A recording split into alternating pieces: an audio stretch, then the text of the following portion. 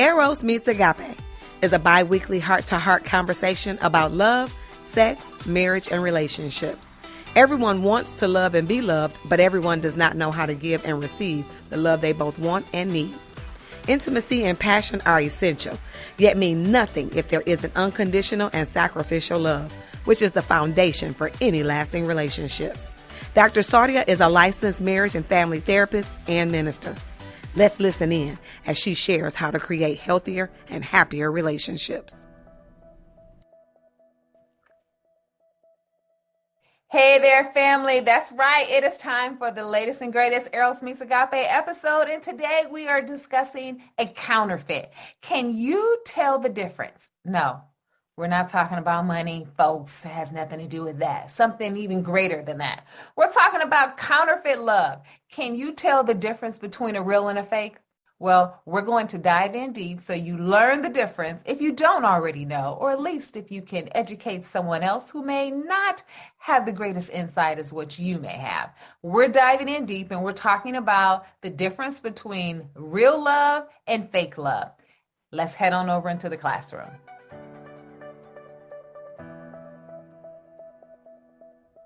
Hey there, everybody. I have missed you all, and we are growing. I love that word. Growing is such an important concept. It means that good things are happening and people can see it. All right. Enough about that. I could talk to you all day about how I just love all of you listeners. So I appreciate you listening, chiming in with me every couple of weeks, touching base, talking about love, sex, marriage, and relationships. So this week, we are having a discussion about counterfeit love. And can you tell the difference? All right. So let's paint a picture. And no, I'm not going to use an example of fake money because I don't know what they look like. Right. So that's not my area. But what is my area? Child, I can tell the difference between a real Louis Vuitton and a fake Louis Vuitton. You know why? Because I spend hours looking at the Louis Vuitton website. All right.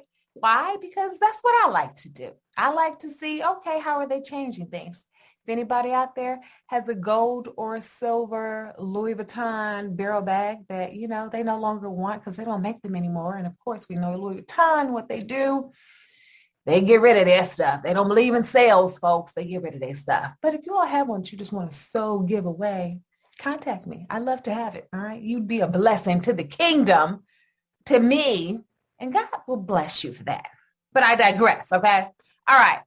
Let's just use that as an example. We can tell the difference, or some of us can tell the difference between an authentic Louis Vuitton or an authentic Chanel or Gucci bag or Birkin bag, whatever that is. I don't even know if they make fake Birkins. I don't even know. Between that and a real one, right? Why? Because we've studied them. But here's the thing. This is what I love about this type of conversation. The reason why it is unsusceptible to the average eye is because it is a great counterfeit, right? So if someone comes to me with a Louis Vuitton that, has no L and V on it, that has VL instead of LV, well, I'm looking at you like, dude, you need to get up on your counterfeiting game. This isn't even the right order of the initials, okay? Or if it has symbols that are not the flower-like symbols on the bag, I'm going to be like, what you talking about, right? Or the same thing if it was Chanel or Gucci or something, right? It would let us immediately know you didn't do your homework. You don't have the idea. You haven't mastered this so well that it isn't detectable to the average eye. It's one of the reasons why, when people counterfeit money, that they do it. So there's this show that I love, okay? And I like it just because of the characters, and they just have some interesting stuff and some good jokes here and there. Now, you know me, I'm a girl for a good joke, right? And the show is called Good Girls. I had to think about it for a second. And they launder money on Good Girls. They researched that thing so well that they knew how to create the look and the actual feel of a real dollar that was unsusceptible to the average natural eye, which is why I guess they got good at what they did, right?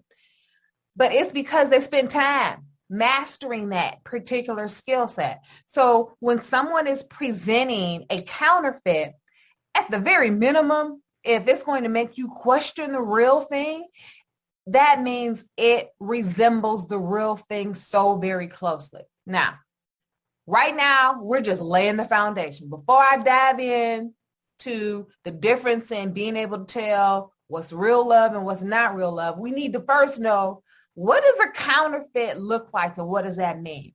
A counterfeit looks like the real thing until it is put under pressure, right?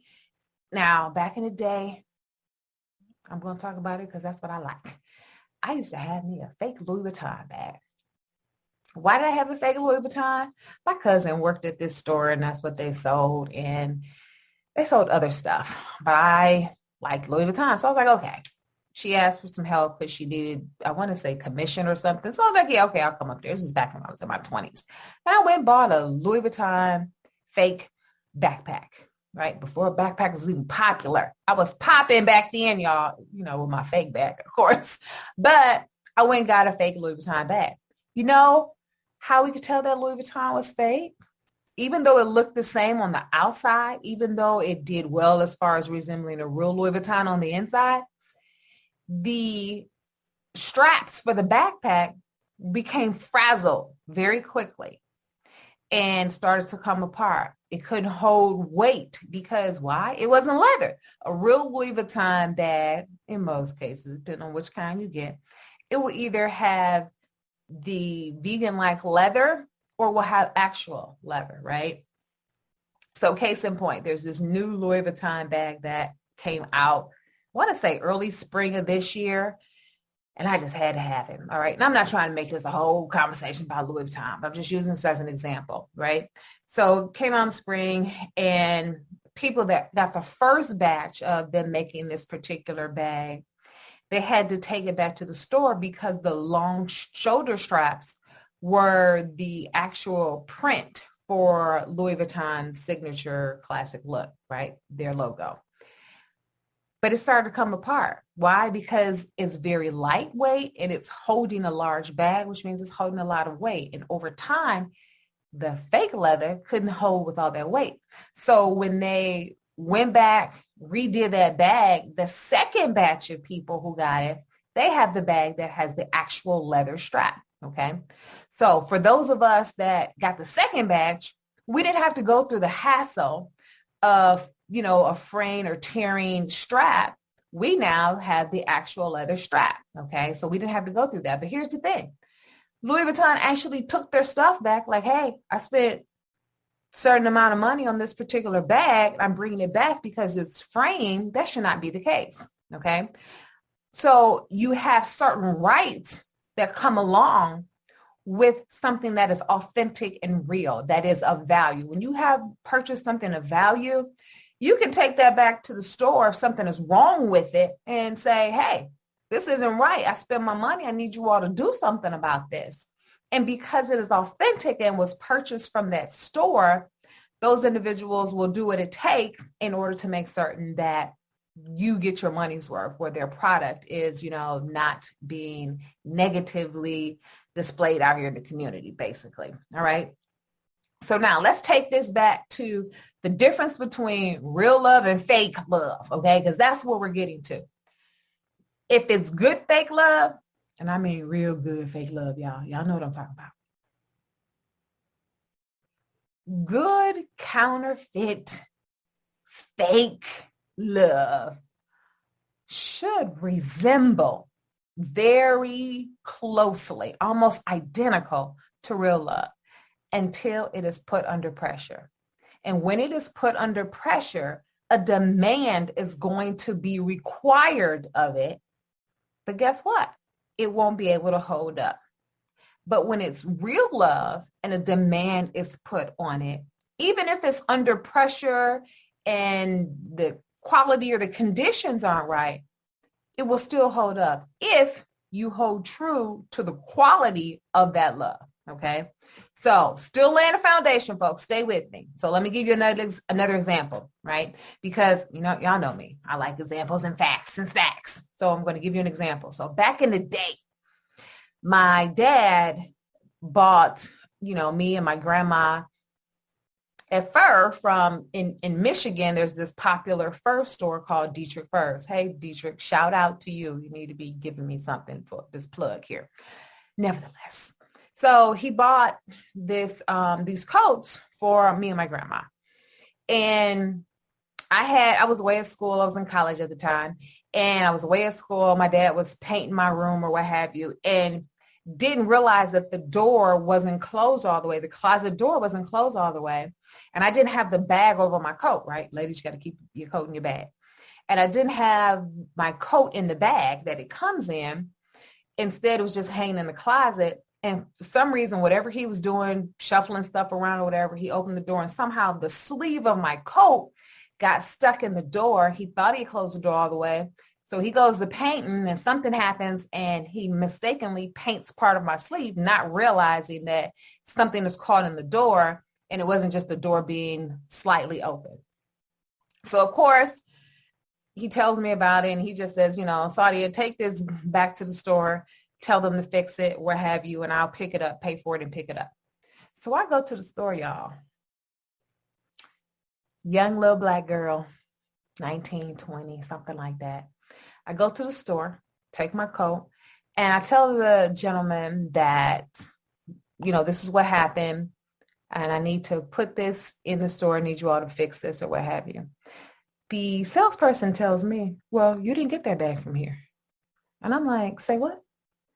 And I'm like, no, my father has an account here. So you can just look up his name. But he didn't even go that far. He was like, no, you didn't get that from here. You actually probably, well, that's not even good English, actually, probably. But he basically said, you could have put a Dietrich's Fur label on your coat, and now you're bringing it in here for us. And I'm saying to myself, let's just say hypothetically I did. You're not fixing it for free. We're paying for this. So it doesn't matter where the coat came from if I'm paying you to fix an error that we had. But because I'm pissed off and I'm heated now because I'm like, how dare you? And you have the audacity. I was like, let me speak to your managers. One thing I can say about my family, it didn't matter. Your age, you learn real quick. Oh, no, you're not going to be disrespectful of me.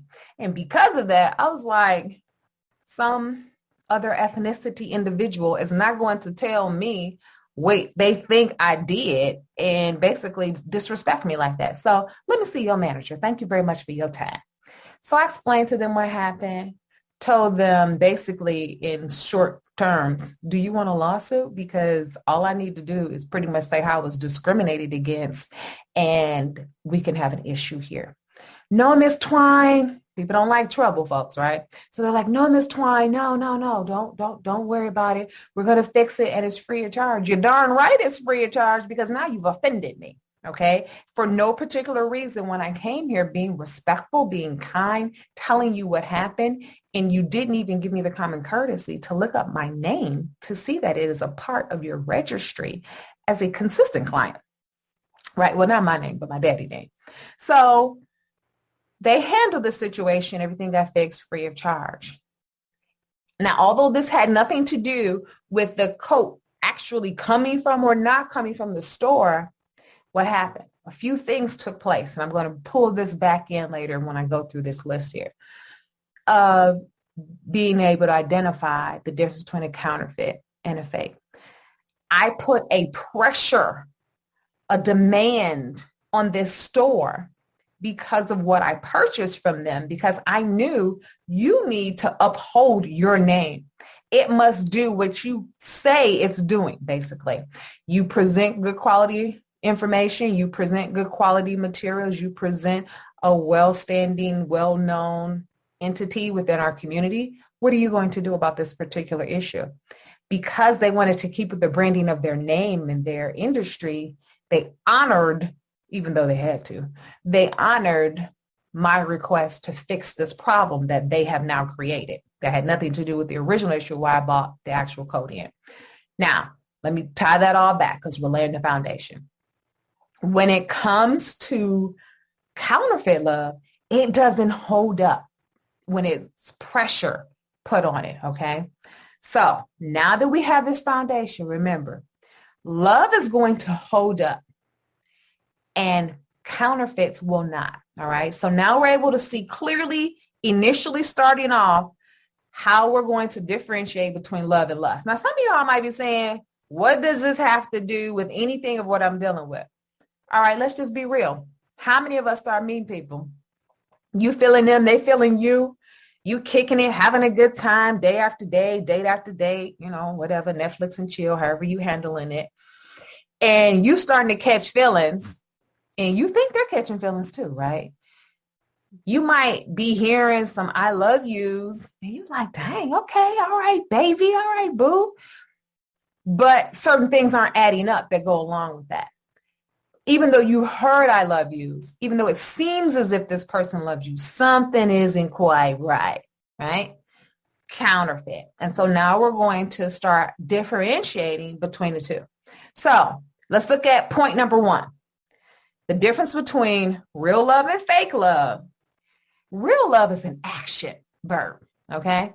So we're clear. It's an action word that is a verb, which means it must do something. It must perform.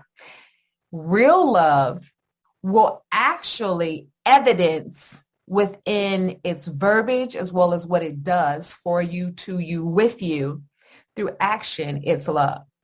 If it's fake, counterfeit love, you'll still hear I love you, but there won't be any action following behind it. It will be something to say. How many of us have heard songs where the guy is saying, I just told her I loved her?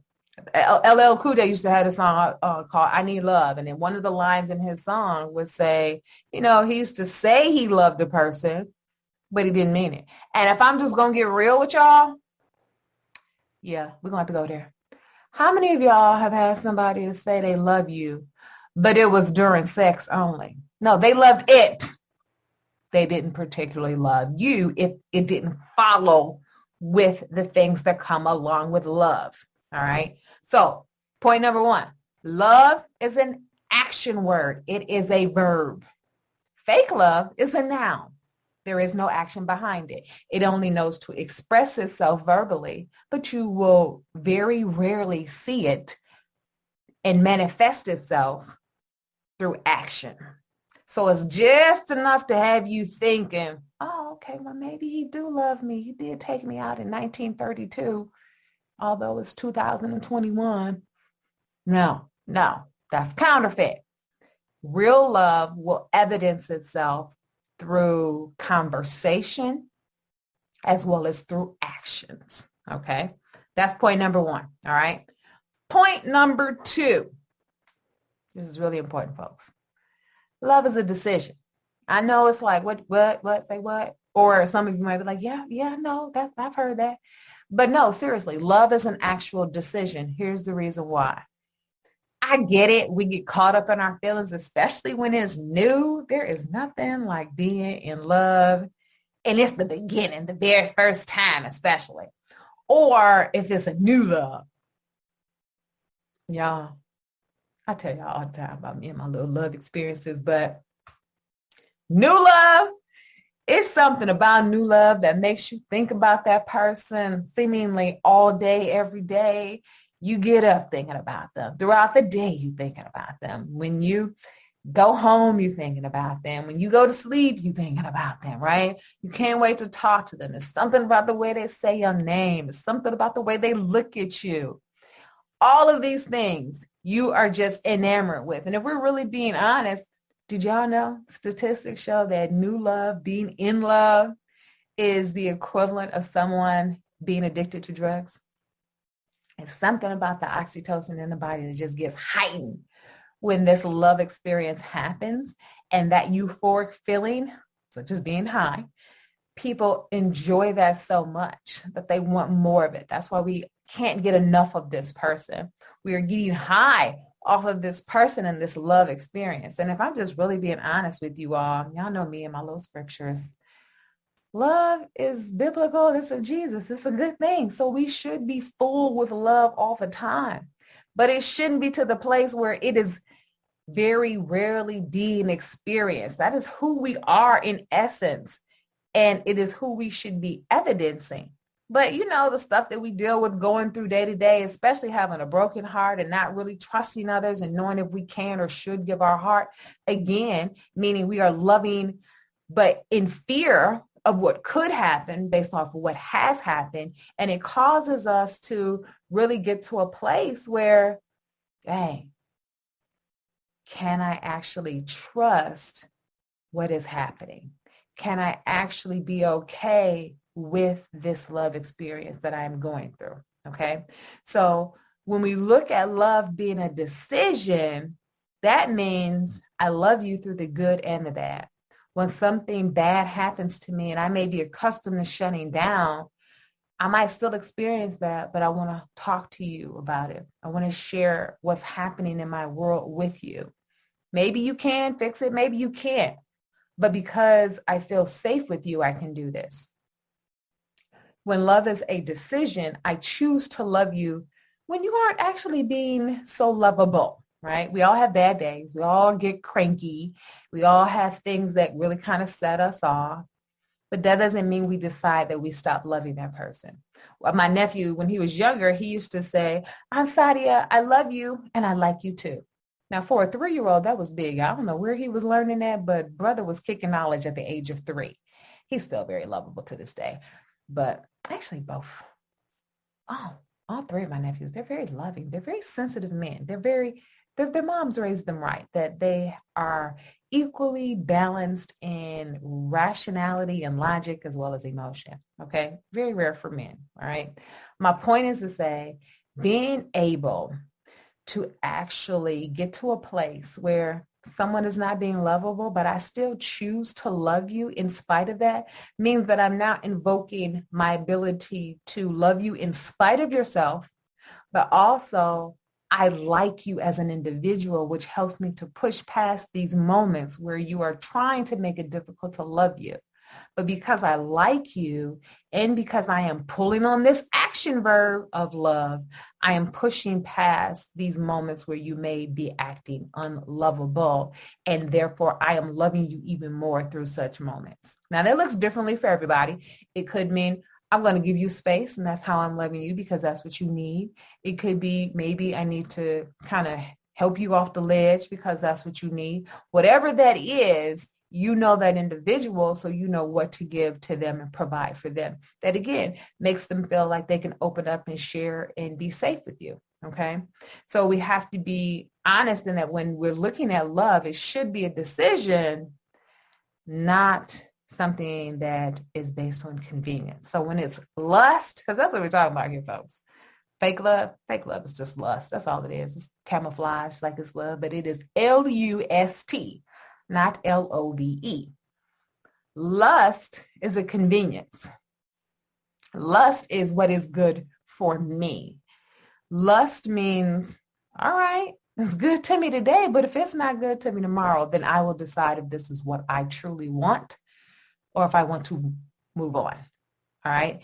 And we see a lot of couples that can break up thinking they had real love, or people who were in situationships thinking they had real love, but they didn't. What they had was lust. But because it was a great counterfeit, it wasn't easy to determine until pressure was put upon it. Okay. So I'll give you an example. I remember one time I'm with my boyfriend and I don't remember what we were even arguing about, y'all. And when love pulls in and you arguing, love doesn't play that. Love will sit up and have this kind of conversation with you for a minute. Then at the end of the day, love will take action to pull you past that moment, to be like, no, we're not going to stay in this place. So I'm having a conversation with my boyfriend. I'm upset about whatever, and we're arguing, okay? We're on the phone. I'm in my house. He's at his house. And we're on the phone. We're arguing. I can't remember. We got off the phone. We were upset. I don't even remember what was said. So I can't give you that part of the conversation. I'm pulling you into this last part so we're able to identify the difference between love and lust. And we hung up, and that was that. Maybe, because he lived close by, maybe like, I don't know, 10 minutes later, the way that my house was positioned, my bedroom was on the main floor and in the back of the house off of our patio. And we had been on the patio before, so he was accustomed to knowing where everything was. And it was late at night that we got off the phone. So he came to the back door because even though it was my house, my mom lived with me. He didn't want to, ring the doorbell or anything like that. He knew I wasn't answering the phone because we were upset. So he knocked on my back window, startled me. My dog starts barking, what have you. And he starts calling my name. So as you know, because I wasn't about to open up the window just because somebody knocks on it at night, right? It's not wisdom, doesn't make sense. But he calls my name. And because I recognize his voice, I'm like, wait a minute, what is he doing? What's going on? And I wasn't going to leave him out there. So he comes to the window, calls my name. I hear him. And so I let him in the house. And he's like, look here. Forget about what we just got through talking about. Because, one, I don't even remember they would tell you this, but I do remember his part where he said, let's fix this, okay? And in him saying, let's fix this, I stopped for a second and was like, he left his house and basically was like, forget what we were arguing about. Let's work on this, okay? Couple of things are in play here. Love is an action verb, right? So because it's action, he's showing me through his actions, I am intent on us getting it back right so that we are connected together again. And he showed me that through his action. But on top of that, he made a decision. I don't really like what's happening here. I'm not really feeling you right now. But even through this bad, I'm making a decision to continue to love you. And I want to talk to you through this particular decision. So when we're looking at what's happening, it wasn't convenient for him to leave his house, right? It was late at night. And I can't remember if it was summer or fall. I know it was in winter, but it was something like that. But that still wasn't convenient. And then on top of that, he had to put his own feelings to the side to go past all of that to be like, hey, I want to talk to you. Very important, because when we're looking at love and lust, lust is not going to go out of its way. Lust is not going to inconvenience itself. Love will, because love believes that there will be a greater reward. Lust believes that, no, I'm not going through all of that. Okay. So when we're looking at the difference, when we're looking at counterfeits, lust is not going to do anything that is not convenient or best for itself, whether it seems like it should be or not. But love is going to step outside of its comfort zone to do what is best, but also not consider me first, but consider the other person first. In this situation, that is exactly what was happening. He was considering me first and not himself. Okay. All right. So when we're looking at the difference, and I'm identifying here in that last point that, there's a difference between love being, what's the right word? Open, accepting, even through discomfort, whereas lust is going to say, no, I'm closing the door on that because that's not convenient for me. Love, another point number 3, love is going to put the other person first. And I remember one time I was talking with a client and they're like, well, if I'm always putting this person first, when do I get put first if I'm always putting them first? And see, in that statement alone, I had to tell that individual, you are so accustomed to looking out for you that you are not accustomed to someone doing that for you.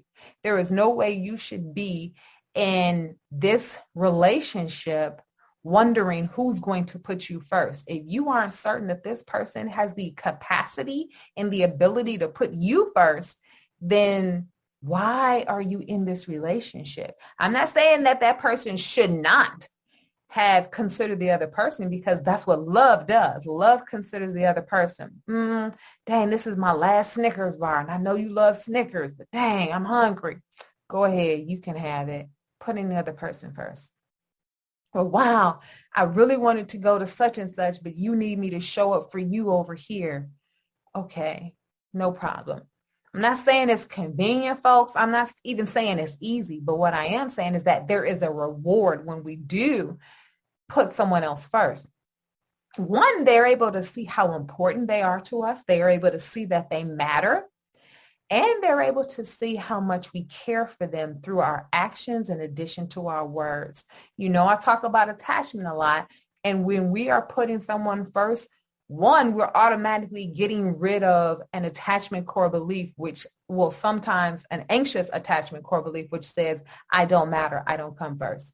When you do this, you show this person that, and it becomes very clear to them. that they are first in your life and in your eyes, and they learn to do the same. Even if they don't have that ability themselves, they learn to do that. And then from there, they have a decision to make. I can learn to do the same thing for you or not. If they choose not, it won't be because you have not presented them with a healthy foundation. It will be because they're in lust, or they are choosing not to step up and learn how to grow in love. And remember, secure attached people can definitely get into a relationship with someone who is anxious, avoidant, or avoidant, and not meaning, I'm using the clinical terms, I always break these down for you guys. There's anxious and there's avoidant. Anxious, preoccupied, and then anxious, avoidant. Whereas I always break it down to the lowest common denominator, anxious or avoidant. When these individuals get into a relationship with someone who is securely attached, a secure attached person teaches them healthy ways of loving. And then it's up to the insecurely attached person to say, yeah, I'm going to grow in this love ability. I'm going to grow in this area. Okay, I'm going to watch you because you are a good example of that. How many of us know couples that you see when they first started off, maybe things were a little bit rocky, maybe, not as seemingly loving, but over time, one individual taught the other how to love. And with that, you saw the evolution of that love, and you're able to see the growth from that love. And that's because the secure attached person helped the other one, right? And now that relationship can be solid because they have a healthy sense of love. All right. Point number 4.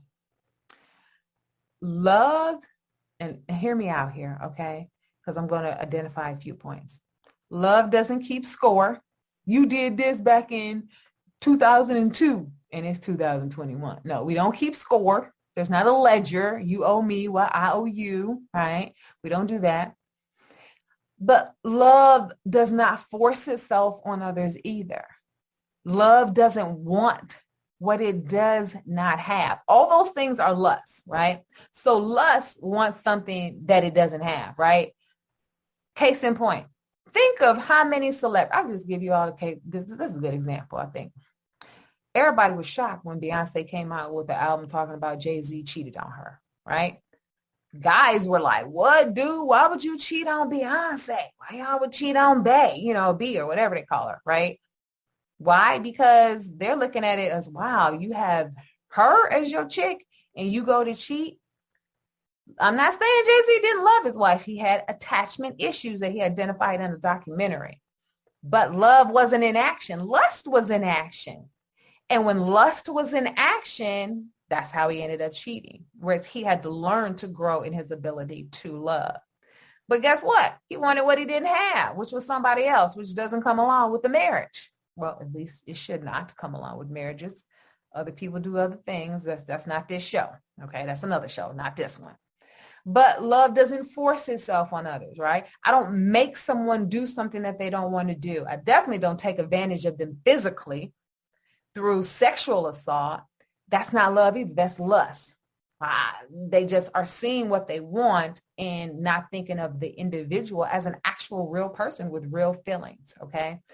And then love isn't going to keep score. I'm not going to say, when we keep score, what's happening? You owe me because I did this. Right? You shouldn't have to be like, well, I did such and such for you. No, we should do that because that's what we choose to do, not because it is what, we believe is required of us. I know sometimes I have a couple of family members that think that I'm being taken advantage of with certain things that I do.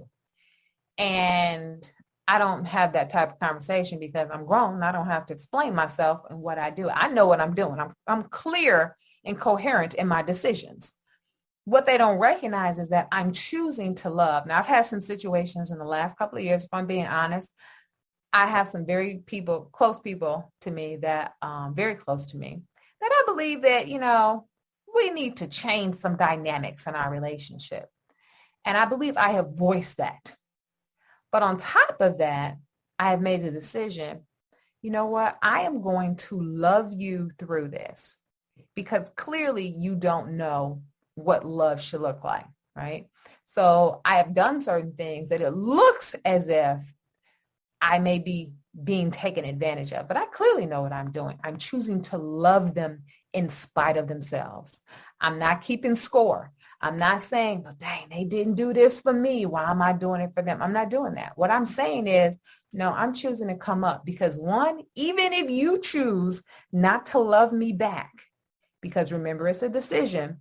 Even if you choose not to love me back, love never fails. So because love doesn't fail, I may not get it with you, but I will definitely gain what I am giving, even if it has to come through another individual. Case in point, things have not fully even changed in that situation, but I have seen love just skyrocket in another relationship. And I don't mean romantic, I mean as in friendships, that I didn't even see this coming. And it is wonderful to the place where it has benefited me more than it has the other person.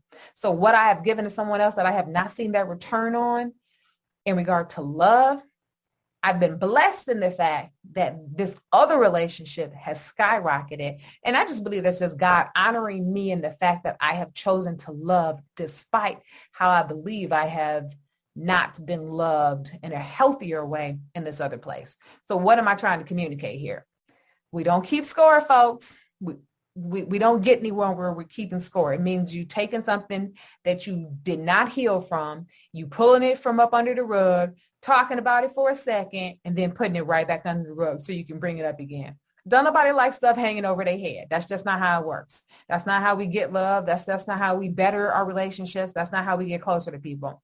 We don't bring things up over and over and over again. We talk about it with the person, see that they have an understanding to the situation. Then we see that they have an understanding as to how we feel emotionally about the situation. And then we ask of them what it is that we need from them. And when we do that, they have the decision and the choice to either do it or not, comply or not. I'm not saying it's supposed to be ridiculous and go and buy me the next Maserati. No, that's not what we're talking about.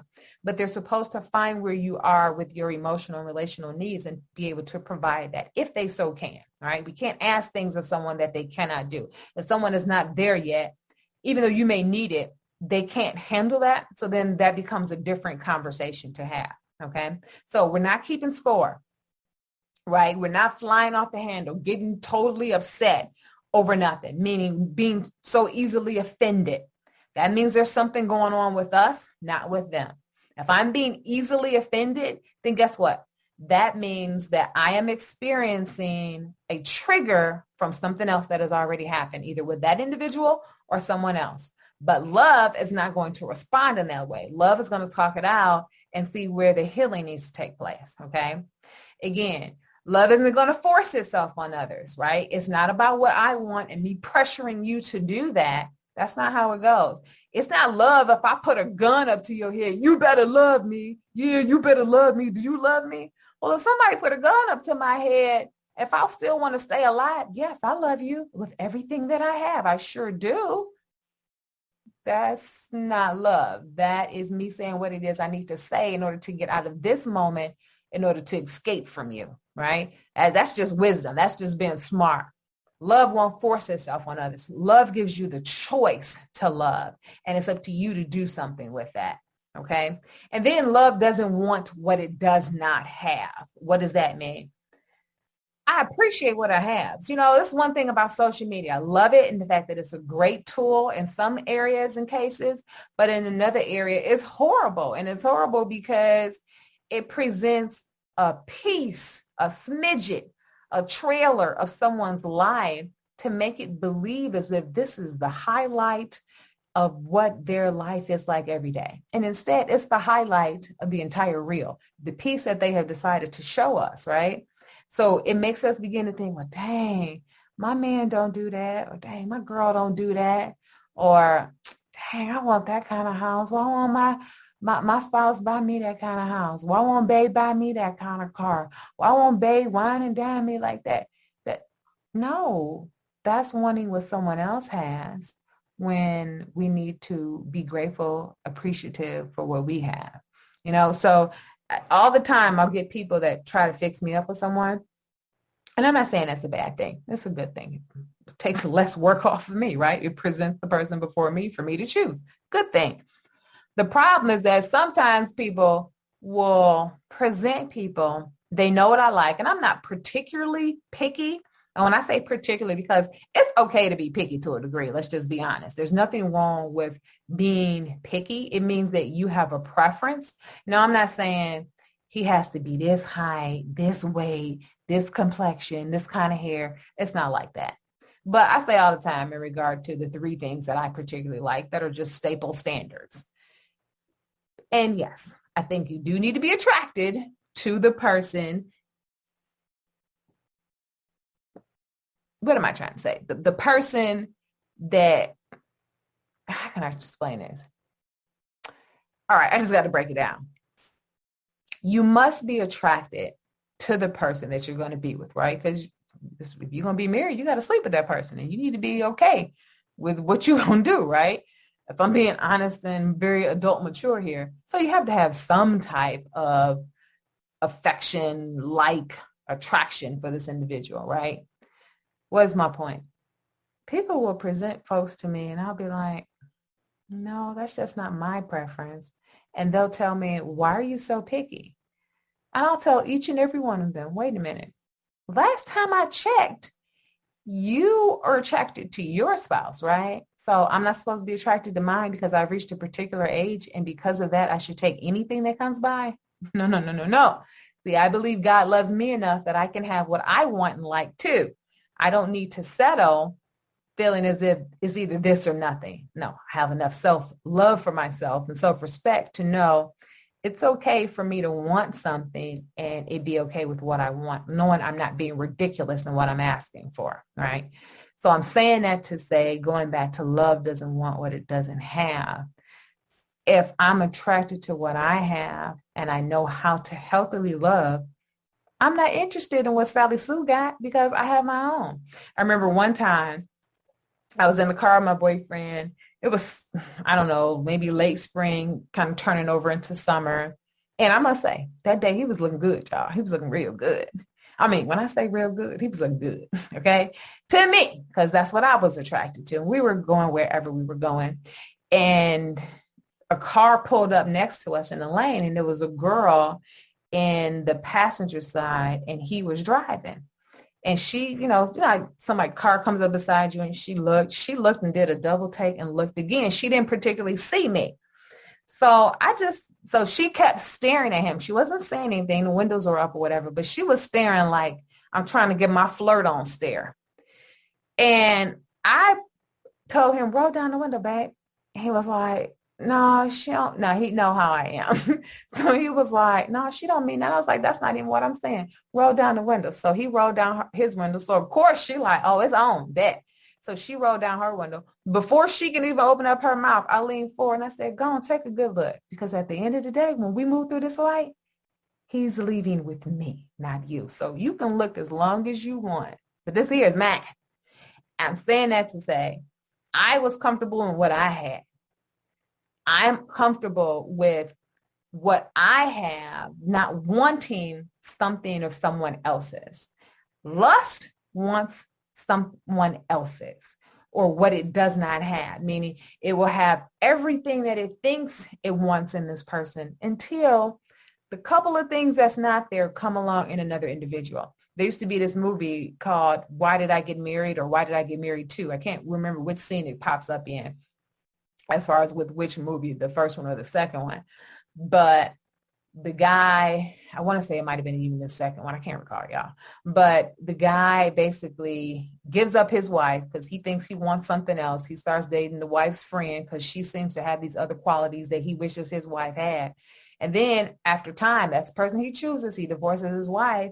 Then later he misses his wife. And he's like, reminiscing and reflecting. And the whole concept was this 80-20 rule. Like you had 80%, but you left the 80 for the 20% that you did not have in your spouse. You left that person who had 80%, but was missing 20%. Yet you magnified that 20% so much that you saw it in another individual and you left your spouse for that. But here's the catch. That was all the other person had was 20%. They were lacking 80%. Now you went and left a good thing, because there's no such thing as perfection, because we are imperfect people, and you don't realize that what you see as an imperfection in someone else, we too have our own imperfections that people actually have to put up with. And you didn't realize that you left a good thing for a thing that wasn't so good or as good. All right. So now let me go ahead and bring this on home, folks. All right. Well, we're looking at the last point number 5. All right. So I went over already that love is a decision. We've already talked about how it's an action word. We talked about, the difference between the two when it comes to love and lust, and that lust is a convenience. Lust is not going to be an action, but it's going to be a noun. And lust is going to fly off the handle. It's going to keep score. It's going to put itself first. It is going to force itself and its wants on someone else. And lust is going to want what it does not have, and possibly even cares for others more than it cares for self, because we have to have self-love before we can develop love for someone else, right? So if I don't have love for myself, and I don't know what love looks like, well, then I can't possibly love someone else. So the highest level that I can achieve would be lust, because I don't know what love should be. And I don't know how to embody that, because I either don't have it or I don't know what it should look like in a healthy form. All right. So now let's get to this last point. When it comes to love, we have to remember a couple of things. Love will not always feel good every single day. We just have to be honest. There are things that happen that cause us not to be confident in who we are and what we are experiencing. You know what? Let me just scratch that and start over, because I want to paint a picture first. Even though love will not always feel good or look good every single day, at the end of the day, love always wins if we choose to look for the win. All right. And you really have to look for it sometimes, because life, as we know, can be challenging. Life can be difficult. And when we look for the win, then that is when we can continue to walk in this love. Now, if I'm being completely honest with you, if you have ever loved anyone with everything that you have, even if that relationship did not work, you will, in most cases, always love that person. Now, there's a difference, guys, between, of course, I'm not saying you're happily married in your second marriage and you still have feelings for your first spouse. That's not what I'm saying. But if you truly loved your first spouse, I mean, with real love, not counterfeit, but real love, then you will still have love for that person. Remember, that's just who God has made us to be. We should, scripture says that to owe no man nothing but to love him, right? So we should love other people. It doesn't mean that you're supposed to be in love with them, but to show them love, yeah, we most definitely do, right? And although love won't always look good, mature love is always going to do certain things. It is going to believe the best. It is always going to keep going, moving forward. Now, I get it. We can be hurt, and we have chosen to no longer hurt anymore. So therefore, we've let go of love. But did that person continue to love you? Because if they did continue to love you, then they would no longer be hurting you. Do we see the difference? You're loving, they're choosing not to love. They're in lust because they're not giving you real love. They're giving counterfeit love. Even though real love can put up with anything, I know it's difficult, and I know I'm challenging some of you on this, and I know some of you are like, nah, you're talking nonsense. I'm out of here. I'm turning this off. Hold tight. Hold on. Even though love will put up with anything, it's the belief that if I hold on long enough, I will receive real love back. Meaning, okay, you're not going to let somebody cheat on you year after year after year after year after year after year after year, right? Hoping, okay, you're going to change. There's a difference there, but we see what's happening. If that situation is occurring, there is no respect there. That person is putting themselves above someone else. They're forcing their wants on someone else. Again, that's not love.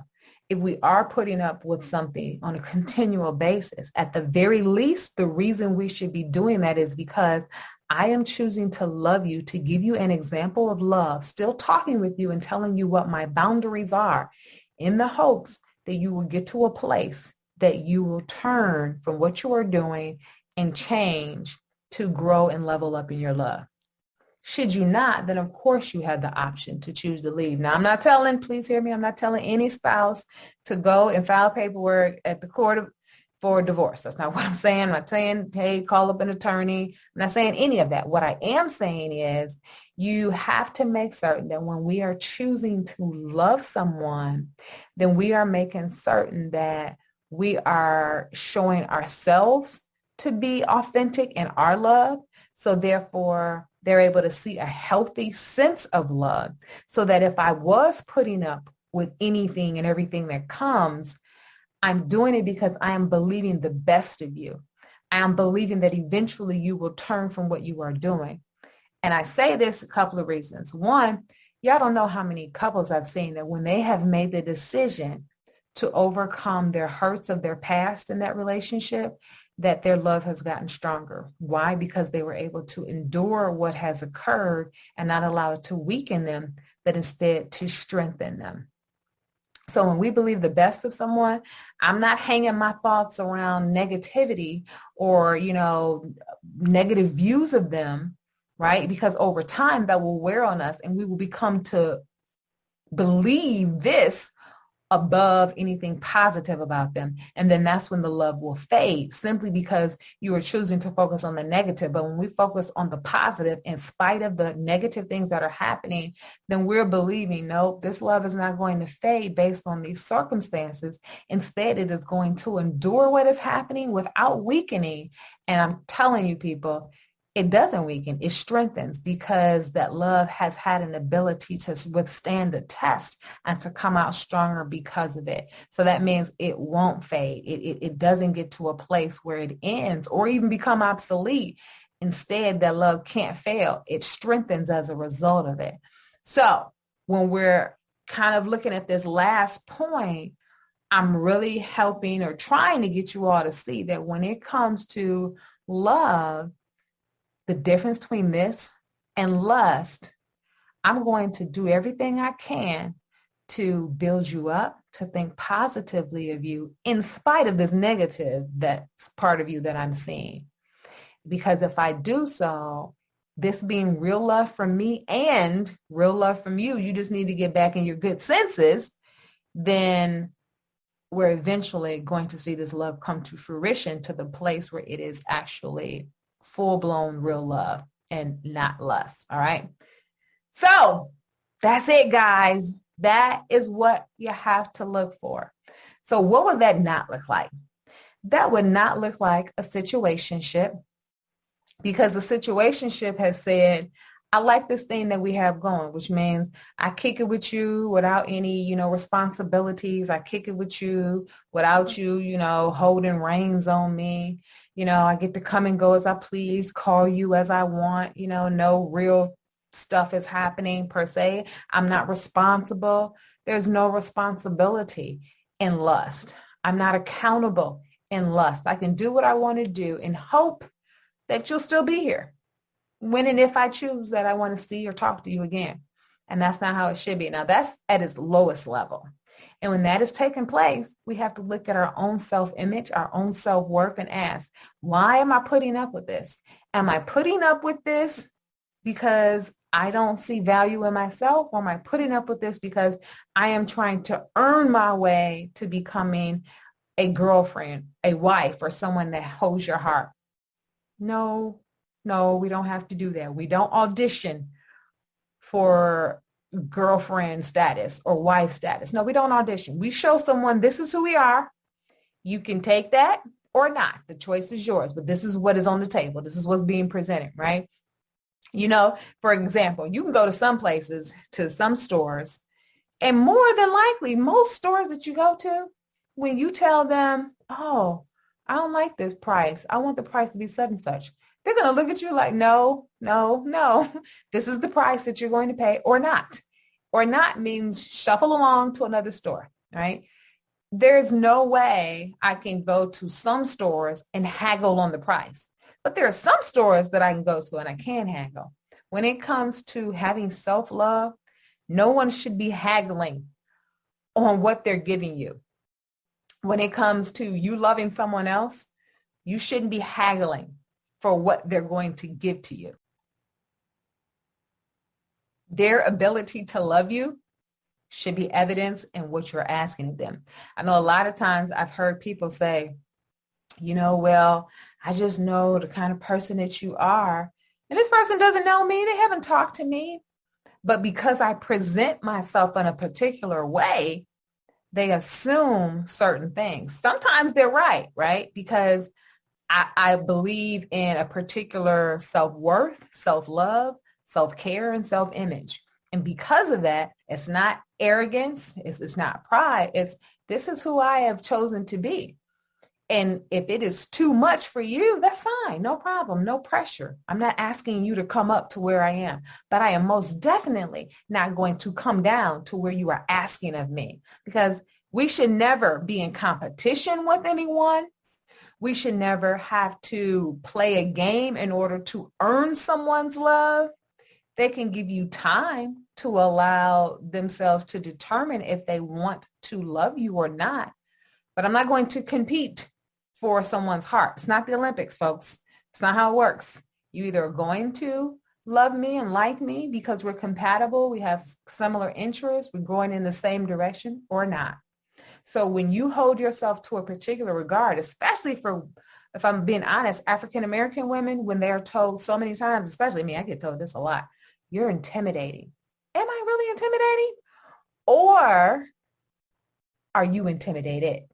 There's a difference. Because if I am intimidating, I am doing something, saying things that is causing you to feel this way. And that I would need to look out for, because you never want to make someone else feel less than. But if I am intimidating, then that means who I have presented myself to be, you, because of what you are dealing with, maybe because of your own insecurities and who you may not be as of yet, but who you desire to be, or maybe who you are striving to become, but for whatever reason have not arrived, or maybe for what you feel you should have that you do not have. You are intimidated by that. That is not on me to change, to meet you where you are. That wouldn't be appropriate. That's not thinking of the other person. That's thinking of self. And that's a counterfeit. So as I close out this point in the difference between love and lust, when we get down to the final common denominator, guys, love is always going to think the best of someone else, is going to choose to love and allow that to take them to where they should be. Lust is going to allow you to remain in a situationship or an unsatisfied relationship, believing that you could be the problem when the other person really has to come up in their ability to love. So when you're considering somebody and you're dating someone or kicking it, chilling, whatever it is you're doing, is this person only texting you or DMing you and they don't want to spend time with you in person to get to know you? Are they not talking to you on the phone to learn you? Because if they really want to learn you, then they would need to actually talk to you either on the phone, FaceTime, in person, something. Are they hanging out with you all the time, but not dating you? Don't want to take you out? What's going on? We have to look at this. What are they asking of you, but not giving to you? What are they not providing in regard to your emotional and relational needs, but yet demanding from you? And then when you ask them about it, all of a sudden you're the one that's tripping, or you're asking too much, or they're not there yet, but yet they want things from you. Those are indicators that you're dealing with someone who is interested in lust and not love. Now, if you're interested in lust, by all means, you're a grown individual and I cannot tell you what to do, so go for it. But if you're interested in love, you need to kindly exit stage left or stage right, and maybe someday in the future they can shoot their shot, giving them an opportunity to see, maybe you've grown since I've seen you last, whatever that is, but you would not want to hang out there. So I hope you have a better understanding as to love and lust and how they look similar, but they demand and require different things of us. I have enjoyed, as usual, talking with you guys. You know me. I love it. All right. So hopefully you've gotten everything that you need in order to understand the difference. Okay. So you know how I like to close out the show with my like it, love it, leave it tips. So what do I like about what we have just discussed? I really think I like the fact that it's okay to recognize that counterfeits do occur. It happens. It's no big deal. How many of you know that most cases before meeting your spouse, you will get a counterfeit? And if you don't really know yourself, your own wants, desires, and relational needs, then you can get caught up in the counterfeit and maybe even make a mistake as to long-term relationship or maybe even marriage because you didn't know yourself enough or trust yourself enough or love yourself enough. So I like the difference that counterfeit doesn't mean that we've done something wrong. It just means that we have not done enough of what is right, which means we need to investigate this a little bit further before we totally give ourselves into this situation or this person. All right, what would my love it tip be? I just love how we have to look at love. You know, it's a word that we use on so many things. Oh, I love that car. Oh, I love that store. Or I love that bag, right? Or I love that outfit. You know, that's not love. And I think once we become more specific and more intentional in our use of the word love, then we are more clear on what it should look like. When we use it very haphazardly, then when it comes to a relationship, when someone says that they love us, oh, okay, well, that sounds about right.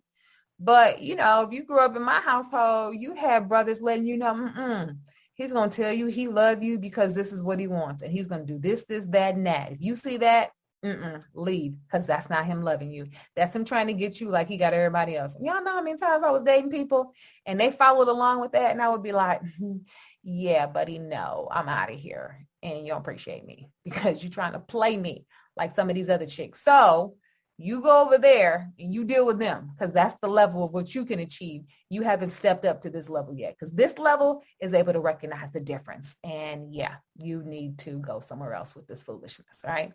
So I love the fact that when we really know what love should look like, then we're asking people to step up, but also we're asking ourselves to step up too, because we can't ask for someone else what we're not already doing for ourselves and for others when it comes to love. Okay, my leave it tip. Y'all know what I'm about to say, or you should know. Leave any situationship that is not providing your relational and emotional needs. Most people don't even want to be in a situationship, okay? Let's just be honest. You got caught up, you got stuck. So because of that, and I'm not on my little thing, y'all, this has nothing to do with it. It's just me being real. Or people have complicated relationships because they have gotten their feelings involved. And right now, because my feelings are involved, guess what? I'm going to give you time to decide. I'm going to give you time to figure it out. They either love you or they don't. They either want to be with you or they don't. There's nothing to figure out. This isn't the LSAT, right? This is not you trying to get into medical school or law school. It's not that serious. It's either you want me or you don't want this right now. But you can't put someone on hold or on layaway. So when it comes to my leave it tip, leave any situationship or unmarried relationship, because let's just be honest, you're single, even if you're in a relationship. Let me be honest in the fact that unless you are engaged, you still have an opportunity to go in another direction, right? Everybody might not agree. So just put this to the side if you don't. But the point is, when it comes to leaving it, you want to leave any situation that is not honoring you, respecting you, or loving you in the way that you want as well as you need. All right. So that's us taking our temperature, folks, with our like it, love it, leave it tips. All right. That's it. That's it for today's show. All right. I have enjoyed you all. All right, folks, before we close out the show, you know how we like to do. Want to give our shout outs. Make certain that you follow us on all of our social media platforms on Twitter, Instagram, Facebook. We're also now on Snapchat. We're also on Clubhouse. We're on Clubhouse, everyone. Every other Sunday, catch the message on Instagram so you'll know what time and what day. We're normally every other Sunday at 7:30 p.m. on Clubhouse, where I'm just talking about relationships. So if you have questions or you want to share, come and join us in the room where we're talking about relationships. I'm not counseling, but I am giving you coaching tips to be able to have healthier, better relationships and being able to really say what it is that you need to say and helping you to be able to acquire that and to openly express yourself in a better manner. And that's what we're doing. We're just talking about it, chatting about it, sharing our own experiences and helping one another out in great sisterly and brotherly love. All right. And that is the No Dessert Before Dinner. That is the Clubhouse chat room name. But of course, you can follow us on Twitter, Instagram, Facebook, and Snapchat. I love you guys. And don't forget to rate and review us wherever you download the show. We love you. Till next time, I'm Dr. Sadia, helping you to give and receive the love you both want and need. Till next time, be blessed, everyone. Bye-bye.